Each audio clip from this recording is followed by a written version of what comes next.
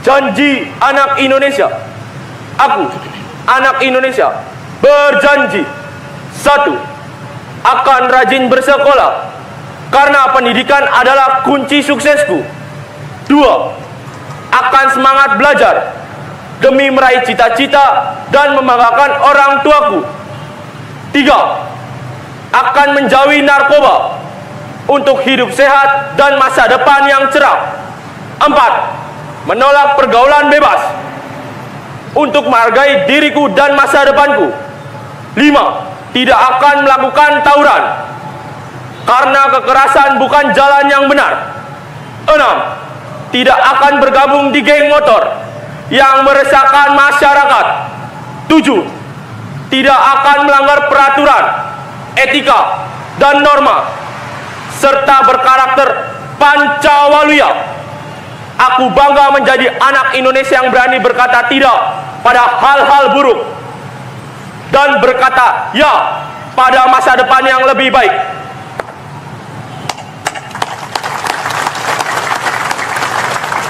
Pembacaan Naskah Pancasila, Pembukaan Undang-Undang Dasar Negara Republik Indonesia tahun 1945 dan Janji Anak Indonesia telah dilaksanakan.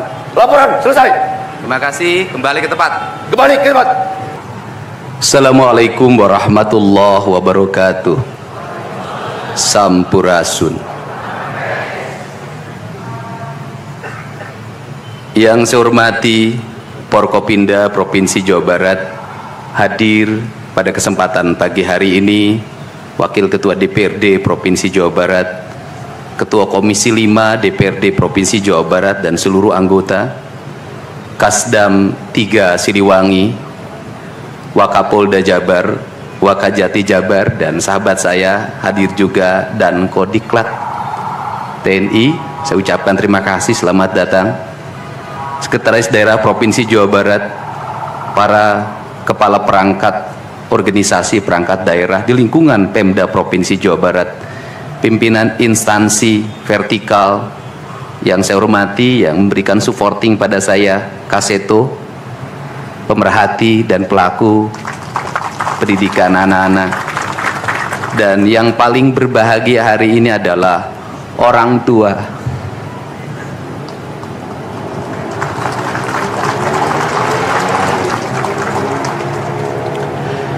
Dari 273 anak-anak Jawa Barat yang terjaring di seluruh provinsi Jawa Barat dengan berbagai latar belakang, dengan berbagai kondisi, dengan berbagai keadaan, hari ini sudah tumbuh menjadi anak-anak yang sehat, memiliki visi dan memiliki harapan. Bahkan menurut saya jauh lebih baik dibanding yang tidak mengikuti pendidikan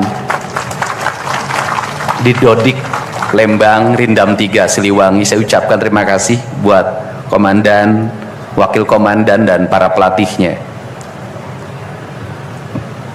Yang pertama, hari ini kita bersama-sama memperingati upacara kebangkitan nasional.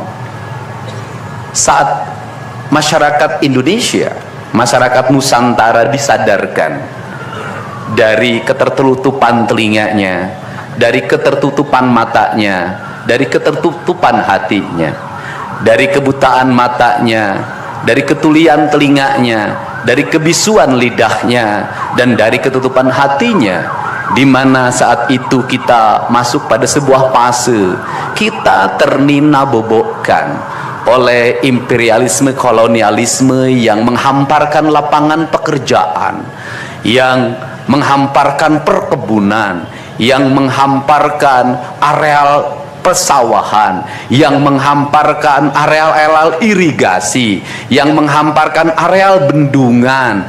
Tetapi mereka mengisi gedung sate ini, mereka mengisi gedung-gedung indah dan mewah di seluruh Nusantara. Tetapi gedung-gedung itu hanya memiliki hak mereka untuk melakukan pengelolaan keuangan, untuk melakukan pengelolaan kekuasaan, di mana seluruh hasil kekayaannya dinikmati oleh mereka dan dikirimkan ke negerinya, dan kemudian rakyat Indonesia hanya menjadi kuli dengan gaji yang terbatas, dan beberapa orang Indonesia yang tunduk menjadi kaki tangannya, menikmati sebagian kekuasaannya, bahkan menikmati uang-uang yang seharusnya dibayarkan kepada para pekerja Indonesia yang lapar, yang hitam kelam terbakar, yang disebutnya sebagai rodi. Mereka mengambil hak-hak mereka dan dinikmati oleh mereka yang hari itu berkongsi dengan kolonialisme.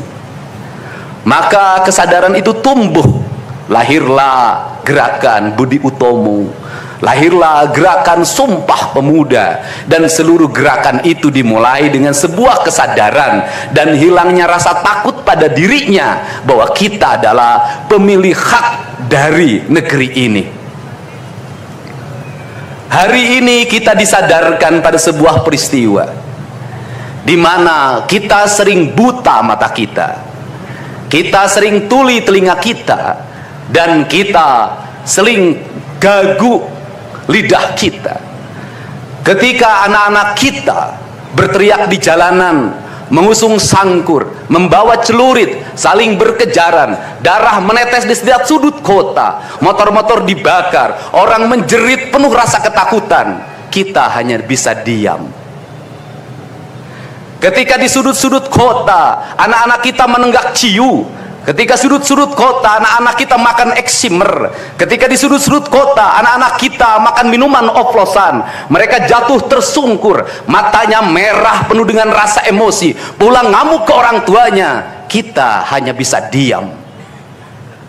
Ketika anak-anak kita menghabiskan waktu main game online sampai jam 4 pagi, tidak masuk sekolah, di rumah ngamuk, mengancam orang tuanya dengan pisau, menusuk kakeknya dengan sangkur, kita hanya bisa diam. Proses kita hanya dua, pidana dan penjarakan dalam penjara anak. Tetapi kita tidak pernah menyadari bahwa seluruh lorong-lorong kegelisahan mereka, seluruh hiruk pikuk jalanan tak membuat mereka nyaman. Sudut-sudut rumah menjadi neraka bagi kehidupan mereka. Lapang-lapang bola tergusur menjadi industri perumahan, pemukiman, dan pertokoan. Mereka kehilangan tempat bermain. Mereka kehilangan air yang jernih di sungai sehingga bisa mereka berenang. Mereka kehilangan gunung-gunung yang indah tempat mereka bercengkrama dengan alam. Mereka kehilangan sawah yang terhampar. Yang mereka lihat adalah kebisingan dan kebisingan. Bising di jalanan karena knalpotnya brong. Bising di rumah karena orang tuanya bertengkar. Maka mereka lari dalam rorong-gerong gelap. Digenggamnya handphone, diambilnya obat-obat terlarang, ditengahnya minuman dalam sebuah kelompok yang sama. Kita orang-orang yang terpinggirkan di rumah, kita orang-orang yang terpinggirkan di sekolah, guru-guru telunjuknya menunjuk pada wajahnya, tapi tak bisa memberikan solusi kegelisahan jiwanya. Semua orang hanya memberikan pengamatan, analisis, kajian. Itulah metodologi yang dikembangkan bangsa ini. Tetapi tidak ada yang berani mengambil solusi, mengangkat mereka di sudut jalanan, dimasukkan ke barak, dididik secara militer, diarahkan menjadi anak-anak yang berguna. Kedisiplinan militer adalah harga mati bagi kemajuan bangsa, bukan musuh. Pandangan-pandangan buruk terhadap militer adalah pandangan-pandangan orang yang takut anak-anak Indonesia bangkit, yang takut anak-anak Indonesia mencapai kemajuan. Mereka takut bangsa ini menjadi bangsa kokoh dan tegap. Mereka ingin bangsa Indonesia menjadi bangsa pemabuk yang setiap hari mabuk akan ilmu pengetahuan, yang setiap hari bertengkar di TV, yang setiap hari bertengkar di medsos, sementara hamparan kekayaan alam diambil sama mereka. Janganlah kita menjadi antek dari bangsa lain, memporak-porandakan diri sendiri dan bangsanya dengan alasan pengetahuan, dengan alasan hak asasi manusia. Anak membawa motor di bawah umur adalah pelanggaran hak anak. Kapan kita bertindak? Dan selama ini kita membiarkan anak-anak nonton film tanpa didampingi oleh orang tua. Itu adalah pelanggaran anak, dan kita tidak pernah bertindak. Anak-anak di bawah umur merokok, minum minuman keras, itu adalah pelanggaran hak anak. Semuanya kita berdiam. Anak-anak main game online, nonton tayangan-tayangan dewasa lewat media sosial, kita berdiam. Negeri ini akan hancur manakala semua orang berdiam. Maka orang yang memegang kekuasaan harus menggunakan tangannya untuk merubah seluruh kemunkaran ini menjadi sebuah kebajikan. Kalau kita berkomitmen pada bangsa ini, Problem anak-anak kita adalah mengkonsumsi tayangan yang bukan haknya di media sosial. Maka saya meminta peraturan pemerintah yang mengatur tentang itu segera dilaksanakan. Anak-anak di bawah umur tidak boleh mengakses media sosial yang bukan haknya. Seberapa besar pun gagasan yang saya gagas, seberapa kuat pun kekuatan yang saya bangun, saya tidak akan bisa melawan jutaan akun yang merasuki otak kiri dan otak kanan anak-anak kita. Untuk itu, pada saat ini sudah saatnya kita tidak saling menyalahkan. Untuk itu saat ini tidak ada salahnya kita mengambil tindakan berdasarkan perilaku kita masing-masing. Perilaku ekonomi menyebabkan anak-anak kita kehilangan ibunya karena pergi ke luar negeri. Perilaku ekonomi mengakibatkan anak-anak kita tidak pernah bertemu dengan ibu dan bapaknya karena mereka mencari rejeki. Mereka ada di pojok-pojok rumah bersama kakeknya. Kakeknya melarangnya dia main game online, melarangnya pakai motor jam 11 siang. Maka pisau dapur terhunus dan ditusuk seseorang kakek oleh cucu yang disayanginya. Kerangka pijak seperti ini harus dibangkitkan oleh kita. Semangat militer, bukan militerisasi. Kalau anak-anak dibangunkan jam 4 subuh, di mana letak salahnya dan di mana letak pelanggarannya? Kalau anak-anak dibangunkan kemudian disuruh membereskan tempat tidur, apa salahnya dan apa pelanggaran hak anaknya? Kalau anak-anak disuruh sholat subuh, apa pelanggaran haknya? Kalau anak-anak mengikuti kuliah subuh, apa pelanggaran anaknya? Kalau anak-anak disuruh ngantri kemudian makan pagi, sarapan pagi dengan telur, dengan nasi, dengan pisang dan minum susu, di mana letak salahnya? Kalau anak-anak kemudian disuruh belajar dan saat belajar duduknya bersikap memandang ke arah gurunya, memandang mata gurunya agar terjadi transformasi energi antara guru dengan muridnya yang hari ini dihilangkan dengan digitalisasi, menghilangkan ruh spiritual konsepsi pendidikan kita, diganti dengan konsep pendidikan digital yang tidak lagi melahirkan hubungan emosional guru dan murid. Akhirnya murid-murid tidak menghormati guru-gurunya karena guru lupa mengekspresikan nilai-nilai spiritual dalam dirinya pada murid dalam ruangan yang hening, diganti dengan papan belajar digital. Di mana letak salahnya?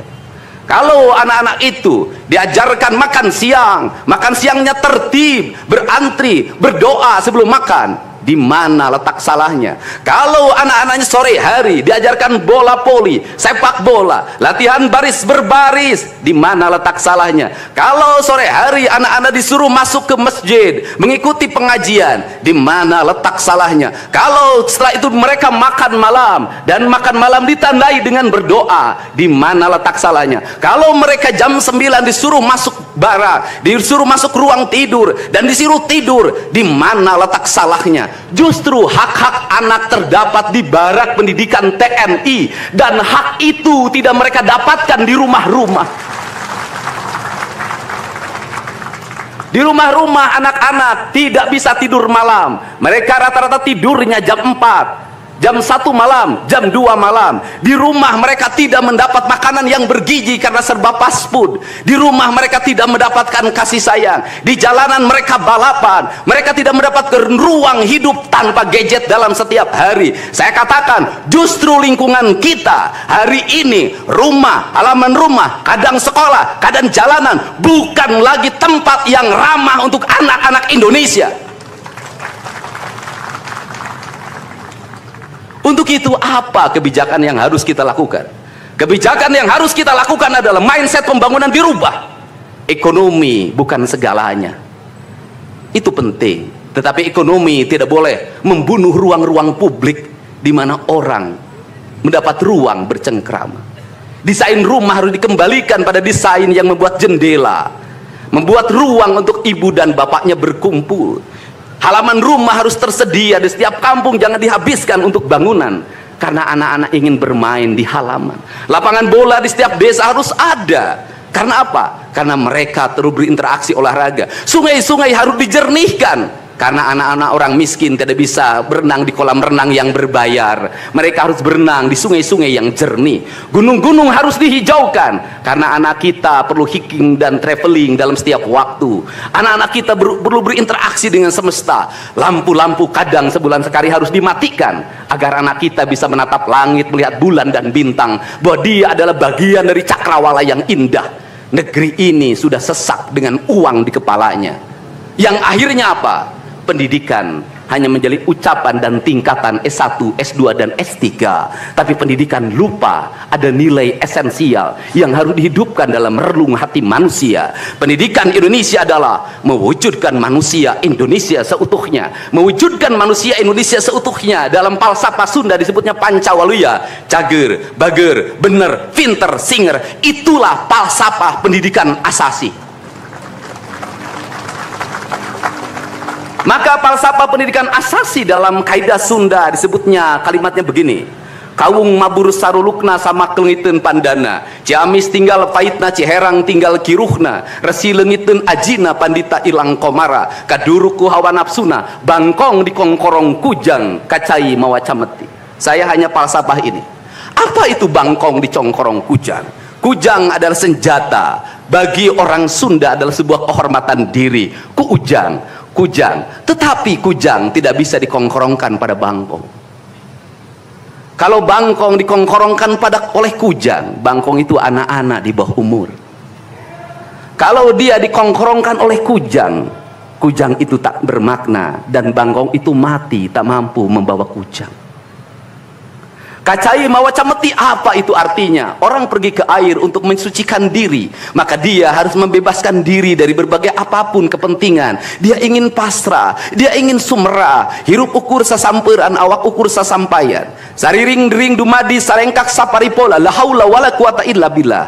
Maka dia tidak boleh membawa hawa nafsu. Ketika kita ingin memasuki abad ritual dan spiritualitas, maka tidak boleh ada kebencian, tidak boleh membawa senjata apapun, tidak boleh. Maka kita berserah. Apa yang terjadi hari ini? Orang-orang yang setiap hari bicara tentang kesucian, lidahnya menyakiti orang lain, menusuk orang lain, membawa api peperangan pada saat orang menuju kesucian. Bahkan bisa jadi menghinakan orang lain, itu dianggap bagian dari kesucian. Tidak ada anak nakal, tapi orang Sunda itu menyebutnya budak bangor. Budak bangor itu beda dengan nakal. Kenapa? Itu masa mereka menginjaki masa remaja menuju masa dewasa. Maka di hari kebangkitan nasional ini, pemerintah Provinsi Jawa Barat, sekolah yang hari ini berjalan, ada pendidikan karakter, ada bela negara, saya akan meresmikan menjadi Sekolah Kebangsaan Jawa Barat Istimewa. Sekolah Kebangsaan Jawa Barat Istimewa nanti akan dipusatkan di Dodik, Lembang, dan kalau ada lembaga pendidikan lainnya, kami juga akan menjadi kerjasama.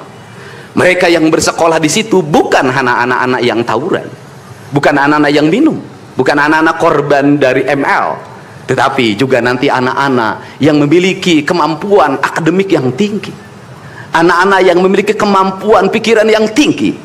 Dan seizin pimpinan DPRD Provinsi Jawa Barat, tahun ini kami akan memberikan beasiswa pada mahasiswa-mahasiswa yang kuliah di jurusan engineering, tetapi mereka harus mengikuti sekolah kebangsaan selama 1 bulan, agar uang yang diberikan oleh Provinsi Jawa Barat melahirkan nasionalisme-nasionalisme baru yang bisa membawa bangsa ini ke arah kemajuan. Dan saya mengucapkan terima kasih pada kalian semua yang membuat diri saya hari ini setiap hari berpikir. Ingat, doa yang terpancar ada 2. Saya tidak menyebut doa, rintihan hati, bisikan hati ada 2. Ada yang berharap ini berhasil, dan ada yang berharap ini gagal. Siapa yang berharap ini berhasil? Mereka adalah kaum-kaum nasionalis yang mencintai bangsa ini. Siapa yang berharap ini gagal?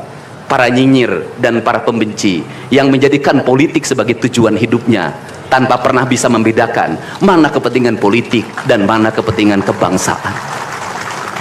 Walaupun kebijakannya baik, karena beda dengan politiknya dia mengatakan buruk, dan walaupun kebijakannya buruk karena sama dengan politiknya dia katakan baik. Ini orang yang tidak punya spirit nasionalisme. Dia hidup mempertuhan politik dalam setiap waktu. Saya katakan, dia hidup mempertuhan politik dalam setiap waktu. Meskipun lidahnya berkata bertuhan pada Allah, tetapi hatinya dalam setiap hari hasud dan menjadikan politik sebagai tujuan hidup. Dan barangkali bisa dilihat dari seluruh rakyat Jawa Barat, karena ini tertransformasi lewat media televisi dan media digital, yang menjadi petugas upacara hari ini bukan pasukan paskibraka yang biasa kita pakai, tapi mereka adalah peserta didik sekolah kebangsaan Dodik Lembang Rindam 3 Siliwangi. Waktunya tidak lama, hanya 18 hari, tapi bisa dibentuk. Pertanyaannya adalah, di sekolah mereka bisa dibentuk seperti ini? Kalau di sekolah tidak dibentuk hari ini, maka pertanyaannya adalah, berarti sistem pendidikan nasional harus dievaluasi. Dan kalau misalnya yang di Jakarta mau menyalahkan, kan disahkannya di Jakarta. Kan anggaran yang triliunan disahkan di Jakarta. Kenapa anggaran yang triliunan ini tidak terevaluasi dalam setiap tahun? Saya katakan, sistem pendidikan yang di dalamnya angka-angka yang hanya orientasinya materi dan kepuasan dalam outcome dalam sistem pengelolaan keuangan tidak akan melahirkan apapun kecuali tumpukan kertas, software dan hardware. Tetapi pendidikan yang lahir dari jiwa dan lahir dari cinta tanpa biaya yang besar, dia akan melahirkan anak-anak penuh dengan semangat kebangsaan dan punya spirit Pancawaluya. Itulah pentingnya hati, itulah pentingnya rasa. Untuk itu hari ini ada antrian, ribuan orang yang ngantri ingin memasuki pendidikan di pendidikan sekolah kebangsaan. Dan kalian semua hari ini bisa bertemu dengan orang tuanya, bisa mendapat sertifikat dari kami, dan bisa pulang dulu. Nanti dalam 2 minggu sekali kami siapkan mobil di setiap kabupatennya untuk pergi ke Dodik lagi, mengikuti pematangan, bukan di Dodik, nanti di Badan Diklat ESDM Pemda Provinsi Jawa Barat, kalau nanti di Dodik diisi oleh siswa yang baru. Dan kami akan memantau perkembangan kalian dalam waktu 1 tahun, bukan 6 bulan. Dan saya sudah meminta kepada Dinas Kesbangpol, Dinas Pemuda Olahraga, di upacara peringatan 17 Agustus 1945 Pemda Provinsi Jawa Barat, seluruh pesertanya berasal dari siswa didik sekolah kebangsaan di Dodik Lembang. Kalian semua jadi petugas upacara Agustusanan. Jadi tidak usah repot lagi, ternyata bisa. Dan hari ini bisa kalian bahagia.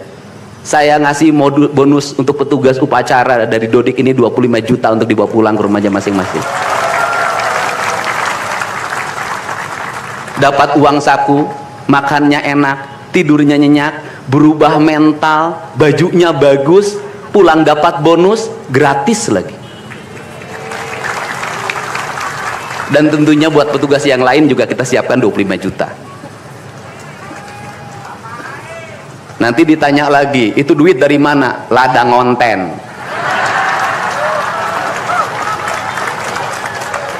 Saya selalu ditanya, Pak Didi duitnya dari mana ngonten? Habis itu dimasalahin lagi, gubernur konten. Lebih baik dari jadi gubernur konten, punya duit diberikan pada rakyat daripada gubernur malor.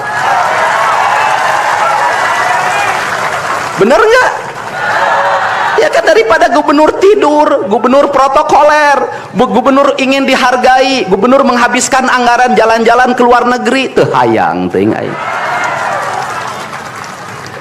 Kang Dedi masuk gorong-gorong, ya sebentar lagi akan saya naik ke pesawat. Jadi Indonesia ini perlu mental yang kuat kalau ingin melakukan perbaikan. Kenapa? Harus kuat menghadapi kaum nyinyir. Dan biarkan yang nyinyir selalu sakit hati selamanya, karena Jawa Barat akan terus mengalami peningkatan pembangunannya. Ini baru 3 bulan, 100 hari itu tanggal 30 Mei, 100 hari kepemimpinan saya. Belum 100 hari sudah banyak orang yang kepanasan, apalagi 5 tahun. Dan saya ucapkan terima kasih, ini upacara yang spesial, kita dihadiri oleh Korps Pasukan Khusus. Tepuk tangan semuanya. Ada Kopassus, ada Kostrad, ada Marinir, ada istilahnya apa sekarang, Kopasgat, kemudian ada infanteri, ada cavalry, kemudian ada pasukan angkatan laut, kemudian juga ada Brimob. Tepuk tangan semuanya, keren. Dan kalian semua, para peserta, ini yang keren-keren ini anak-anak kita ini. Anak-anak kita yang keren-keren ini. Kamu tengok ke kanan, tengok kiri sambil minta sama Allah, besok kamu yang berseragam seperti mereka. Tepuk tangan kalian semuanya, semangat, semangat, semangat. Oke, yang terakhir ini buat Biro Umum. Ini harus dirubah, Pak. Pertama, ini tiang bendera menghalangi gedung sate.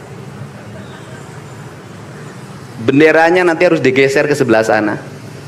Dan nanti kalau upacara tidak menghadap ke sana, tapi dari sini menghadap ke sana, agar panorama itunya tetap terlihat. Dan kalau di sana maka kebisingan kendaraan tidak akan terlalu mendominasi. Ini Feng Shui cara menata bangunan. Jadi saya dari tadi mandang gedung sate nggak bisa karena terpotong oleh tiang bendera. Dan nanti bagian protokoler itu masang podium nggak lurus ke tiangnya, agak mencong-mencong dikit. Maklum Pemda masih belum pakai rasa, masih pakai DPA. Yang penting di DPA-nya juga tidak melanggar. Nah, ini saya ini orang estetik, dan di Pemda ini tidak pernah ada rapat untuk merumuskan ini. Cukup WA. Pak Sekda, Kesbangpol, Dinas Pendidikan, besok kita lakukan ini, anak-anak bajunya ini, dan saya terima kasih buat PLT Dinas Pendidikan yang stresnya banyak, suaranya sampai hilang, saking takut. Luar biasa. Berdiri dong Kepala Dinas Pendidikan PLT. Di depan kamu pindah. Suaranya hilang. Pernah saya marahin malam-malam, kamu belum tahu cara kerja saya. Karena sekarang sudah tahu ternyata Sang Kuryang tuh hidup di sini. Ya, Pak, silakan duduk depan, Pak. Di depan, Pak, duduk. Saya ucapkan terima kasih juga kepada Pak Sekda yang selalu ingin menjalankan tugas saya dengan baik. Kalau belum luntur-luntur dikit wajar, karena dia memang penakut sama istrinya jadi kurang lentur. Kalau saya kan sudah sangat lentur hidupnya. Saya ucapkan terima kasih juga pada Kesbangpol, ini yang supporting sangat baik. Ini mantan, pindah Pak ke depan, Pak. Ini jajaran protokoler, dan saya ucapkan terima kasih pada Pangdam 3 Siliwangi yang support full. Terima kasih. Kemudian Pangkostrat yang di Purwakarta juga melaksanakan, dan berbagai divisi. Kemudian Komandan Dodik Rindam. Terima kasih. Saya ucapkan terima kasih, badannya terima kasih.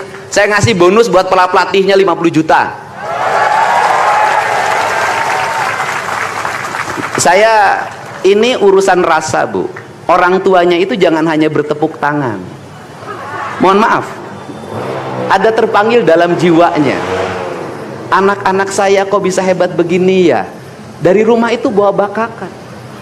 Mohon maaf, ini cermin manusia-manusia Sunda yang punya welas asih, yang punya timbal balik. Anak saya dididik, bukan saya minta bakakak, bukan saya minta opak tumpeng, bukan. Penuh dengan welas asih, dengan cinta. Mudah-mudahan bakakak yang dibuat menjadi jalan bagi si Ujang menjadi orang hebat. Kenapa orang tua dulu melahirkan anak-anak hebat? Karena cinta rasa, bukan gratifikasi. Dia kenaikan kelas tidak bawa uang, dia bawa tumpeng buat gurunya, dia bawa bakakak buat gurunya, karena gurunya telah mendidik anak-anaknya dengan baik. Itu cinta, itu rasa, bukan gratifikasi. Kami berbuat baik pada orang tuanya, tapi orang tuanya juga harus punya rasa dan punya cinta demi anak-anaknya. Saya pengalaman ibu saya dulu selalu berpuasa ketika saya punya hajat, punya lagi ujian, lagi kenaikan kelas, menghadapi kesulitan, ibu saya dan bapak saya pasti berpuasa buat saya. Saya minta ibu dan bapak, coba rajinlah berpuasa bagi anak-anaknya. Bisa jadi, mohon maaf, bisa jadi anak-anaknya seperti ini, rasa orang tuanya yang harus diperbaiki. Bukan kesalahan anaknya, tetapi rasa dan cinta orang tuanya juga harus dibenahi. Hidup itu alam, Pak, interaksi. Buktinya sama tentara nurut, sama ibu nggak nurut, sama bapak nggak nurut. Nah ini makanya untuk itu dari sekarang mari bangun cinta negeri ini, karena negeri ini adalah negeri Siliwangi, negeri Silih Asa, negeri Silih Asi, negeri Silih Asu, negeri Sigilih Pikanyaa. Bagi mereka yang tidak ngerti Siliwangi, tidak tahu makna Siliwangi, tidak pernah berkontemplasi dengan Siliwangi, jangan coba-coba Anda berbuat tidak baik terhadap tanah Siliwangi. Saya sampaikan itu, kaluhur tesirungan kahandap teu akaran. Ini saya ucapkan terima kasih seluruh pasukan. Saya ucapkan terima kasih buat Panglima TNI, Kepala Staf Angkatan Darat, Angkatan Laut dan Angkatan Udara, Pangdam 3 Silo dan seluruh jajaran. Semua terima kasih. Hari ini adalah hari bangkitnya kita. Hari ini adalah hari kemajuannya kita, dan kita mulai seluruh perubahan ini dari tanah kita, tanah Sunda, tanah Siliwangi. Wallahu muwaffiq ila aqwamit thoriq. Assalamualaikum warahmatullahi wabarakatuh. Sampurasun. Siap! Rak! Pembacaan doa.